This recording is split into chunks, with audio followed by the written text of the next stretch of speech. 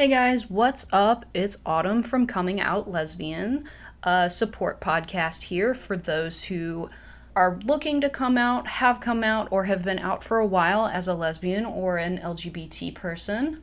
And I just like to do different talking points every week. It could be advice, support, things I wish I had known before I had come out, and really just kind of whatever pertaining to being a lesbian. This is more women focused, but if you are a man or otherwise in between, I hope I have some good content for you as well. But for today's episode, I am going to be going over some common or not so common lesbian and LGBT terms. This is kind of a more informative podcast for those who don't know a lot about the community. This will probably pertain to the younger crowd a lot more. This may pertain to something we call a late bloomer lesbian, where they are coming out later in life and may or may not know a lot about the community, a lot about the terms. And you may be a parent of someone who has just recently come out and you're trying to, educate yourself a little bit more. So this is kind of just a super informative episode of some common terms, some lesser known terms, and by no means is this a comprehensive list, so I just want you to know there are a ton more out than what I'm going to talk about today. But let's get into it. So the first thing is I am going to go in alphabetical order just because I am an OCD person like that. So the first term is agender, and this is a person who they have no connection or very little connection to the traditional sense of gender. So they're not identifying as either a man or a woman. They just exist without a gender. This also could be described as gender neutral or genderless. Another word that is commonly used is ally, and for a lot of people, being an ally means that they support either a family member, a friend, or they just support anyone within the LGBT community. These people are typically straight, heterosexual, or cisgender people, and they are just accepting and open in supporting and respecting LGBT people. Another term is androgyny or androgynous. So this is someone who has a gender expression that has both elements of masculinity and femininity. I typically tend to dress androgynous, and as a lesbian woman, that's often a lot of suits, a lot of more masculine clothing, baggy shirts, baggy jeans. I wear a lot of combat boots and stuff like that. I typically always think of androgyny as if someone were to see me on the street, they'd kind of have to do a double take and be like, oh, is that, man or woman? I can't really tell. That's always been my take on it. So the next term is aromantic. And this is a person who really experiences little or no romantic attraction to others, or they just have a lack of interest in romantic relationships or behavior. It does kind of exist on a continuum, so someone can experience no romantic attraction or desire, where others may experience low levels of it, or they may only, kind of deal with it on a specific condition. Many of these types of people will have their own label to kind of describe how they see themselves. So like demi-romantic would be they are only romantically attracted to someone after developing an emotional connection beforehand. So basically they want to be friends first, or they want to have like a really close relationship with you before taking that next step. And kind of along those lines is our next term, asexual, which is experiencing little or no sexual attraction to others or lack of interest in just sexual relationships and behavior. This also is experienced on a continuum where people will experience no sexual attraction or desire for sex at all, to those who experience some level. Again, harping on the term demisexual, they will sometimes experience that feeling only after they've developed an emotional connection. Bi-curious is a term that is used towards someone who has a curiosity in experiencing a relationship or sex with someone of the same gender. Another common term used interchangeably with bi-curious is questioning.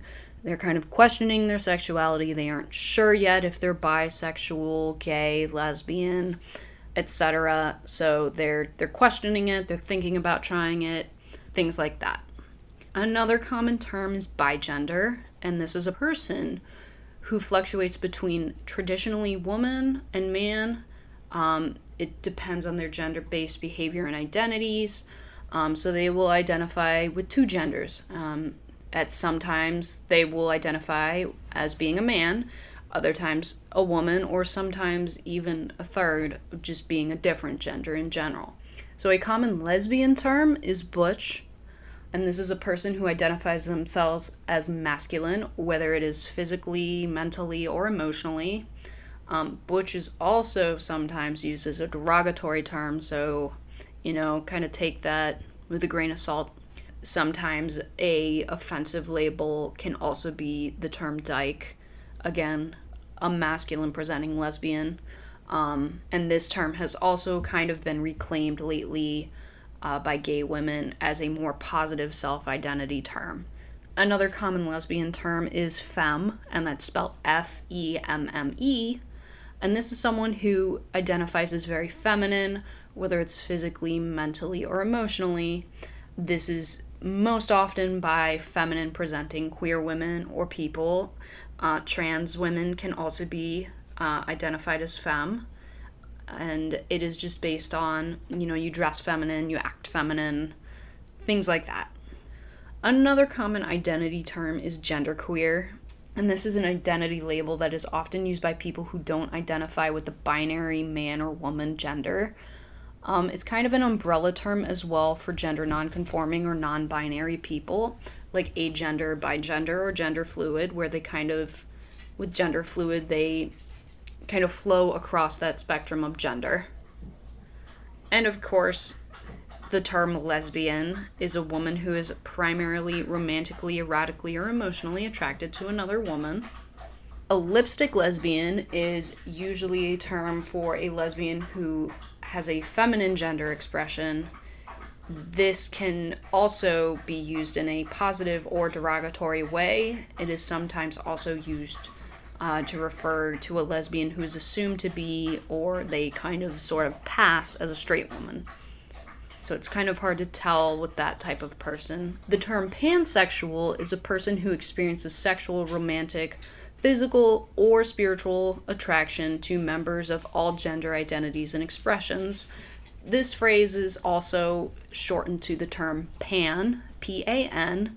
It does not mean you are attracted to cooking pans or other types of pans like that, as people love to joke.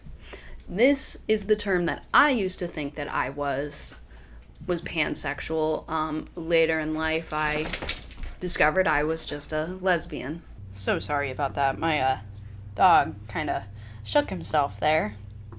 So the next term is queer, and this is another umbrella term used to describe individuals who don't identify as straight and or cisgender. This has been used as a slur before to refer to someone who isn't straight or cisgender. Due to kind of the history with this term, it is now trying to be reclaimed by LGBTQ people. The term is often used interchangeably with the acronym LGBTQ, for example, queer people, queer individuals, instead of LGBTQ people. The next term is another term used for lesbians, and that term is stud. This was most commonly used to indicate a masculine lesbian woman or queer woman, also known as butch or aggressive. And that looks like it'll do it for me here today. I know this wasn't a very comprehensive list, and I kind of tried to stick with most lesbian pertaining terms as well as a few umbrella terms and just common terms that you should know. I did kind of omit the really obvious ones because I figured, most of those could be readily found if you don't already know them. But if there's any that I missed or any that you're confused about, feel free to email me. I'll either answer them individually or I will make a second episode with some more terms if I've missed any that you really want me to explain, talk about, whatever. But be sure to check us out on Instagram. We are on there under the name Coming Out Lesbian. You can also send me an email to comingoutLesbianpodcast@gmail.com. If you have any comments or questions, I look forward to reading every one of your emails.